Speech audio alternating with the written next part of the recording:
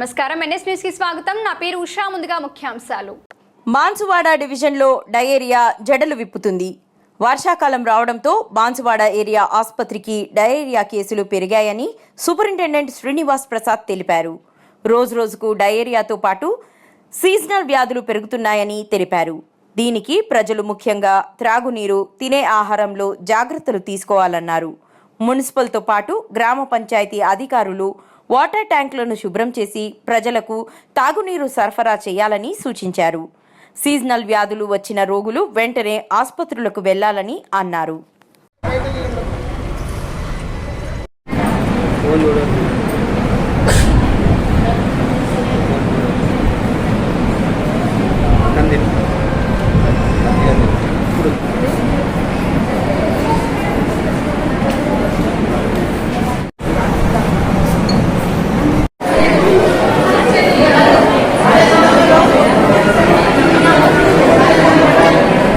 Banswada area హాస్పిటల్లో గత 15 రోజుల నుంచి ఫీవర్ కేసెస్ మరియు ఈ వాంతులు విరోచనంతో చాలామంది వస్తున్నారు.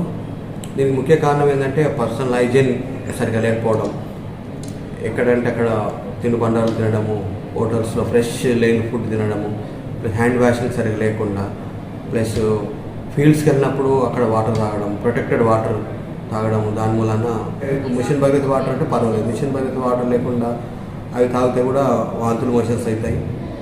ఇంకోటి ఏంటంటే ఫ్రెష్ ఫుడ్ తినకుంటే కూడా అట్లా అవుతుంటున్నాయి.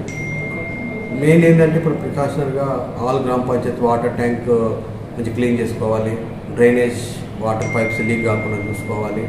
దాని తర్వాత ఇది బ్లీచింగ్ పౌడర్ కరెక్ట్గా కాన్సన్ట్రేషన్ ఉందా లేదో చూసుకోవాలి. ఈ 3 చూసుకుంటే ప్రివెన్షన్ ముందు జాగ్రత్తగా మనకు ఈ డయేరియా రాకుండా మనకు ప్రివెన్షన్ చేసుకోవచ్చు. అంటే అంటువ్యాధులు ప్లస్ విరేచనాల సీజన్ స్టార్ట్ అవుతుంది.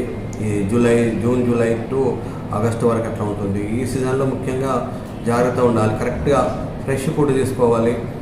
బయట హోటల్స్లో కానీ ప్రొటెక్టెడ్ లేని వాటర్ తీసుకోవద్దు. ఫుడ్ కూడా ఎక్కడంటక్కడ తినద్దు.